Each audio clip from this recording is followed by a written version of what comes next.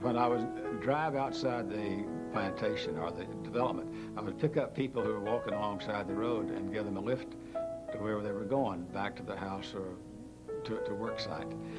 And I invariably asked them where they got their health care, and they invariably said, I don't get any. That to me was unbelievable. Well, we had two problems. We had the problem of those who had no access to health care, and we had the problem of those who lived on the island who had no easy way to deliver it. So I brought those two problems together, and I made a solution out of it, which we call the Volunteers in Medicine Clinic.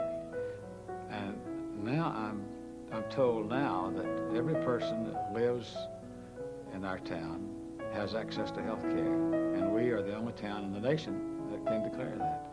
We started out in a very small environment. The hospital donated a little space to us, and when we first started, all we did was immunization for children, and we only had nurses, and then it started building from there. We needed the support of the local newspaper because the more they would write about what we were trying to accomplish, the more people would come through the door and present themselves. And based on two mottos, the Golden Rule and the Second Commandment, it was a very simple but powerful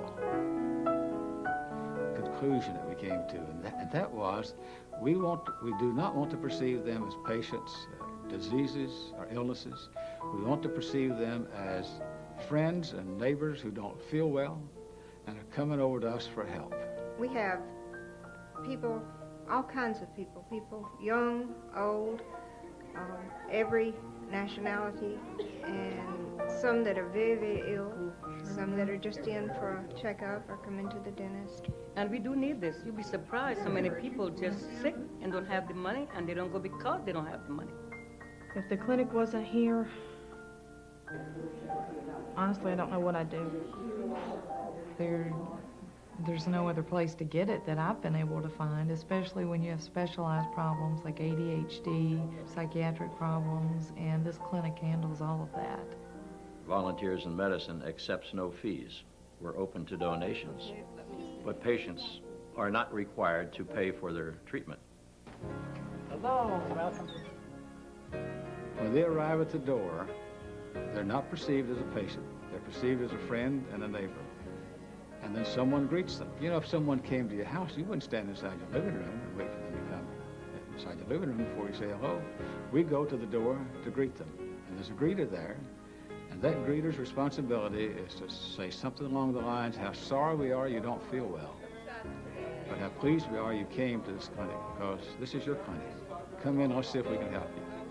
And then we are really their advocate. We are the ones that are supposed to, if they're not seen in a half an hour, in 10 minutes, whatever time, we go back and check with the nursing station and find out where they are and how they can move them along a little faster.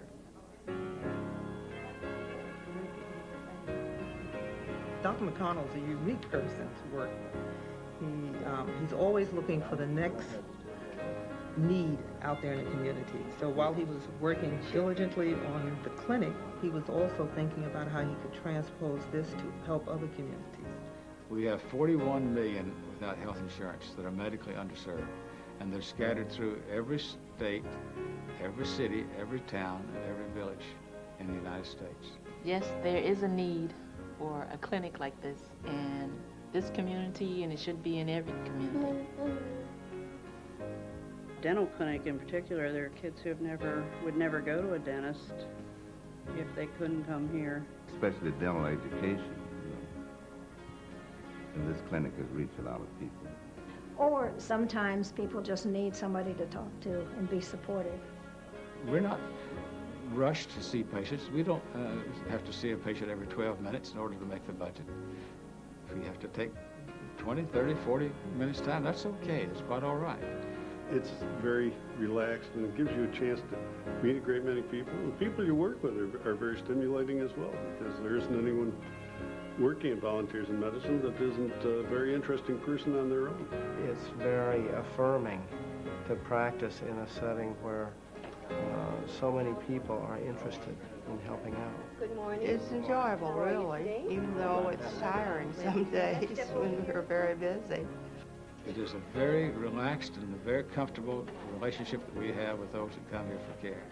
I think it's important that each community should have a clinic like this because there are people out there that just can't afford the medical bills. I just can't see every community not having a center like this. This is, it's a blessing. As the saying goes, you have to give something back sometime. I think that any community that takes this on is taking on something that will give them greater personal satisfaction if you're working with it, and certainly benefit to the community, way beyond whatever you may measure or survey or anything else. And the beauty of this is that when you bring those two elements together, you create something wonderful, beautiful and wonderful out of it.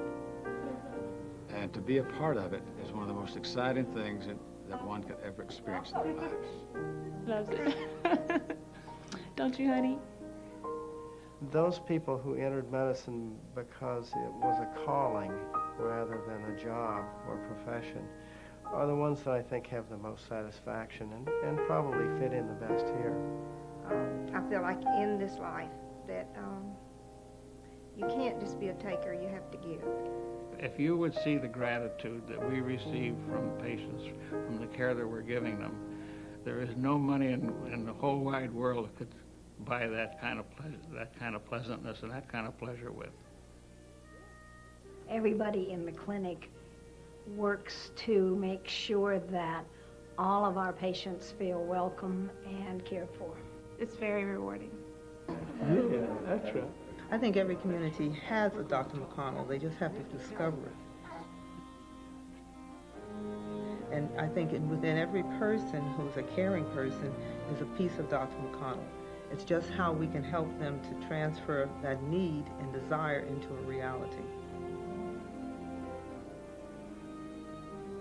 I don't think I ever spent two minutes worrying about whether or not this clinic was going to occur.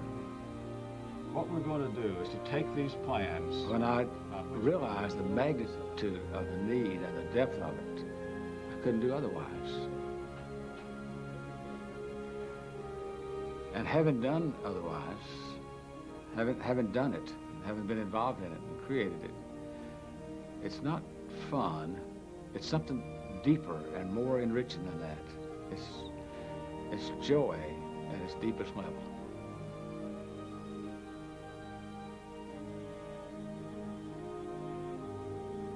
May we have eyes to see those who have been rendered invisible and excluded. Open arms and hearts to reach out and include them. Healing hands to touch their lives with love. And in the process, heal ourselves.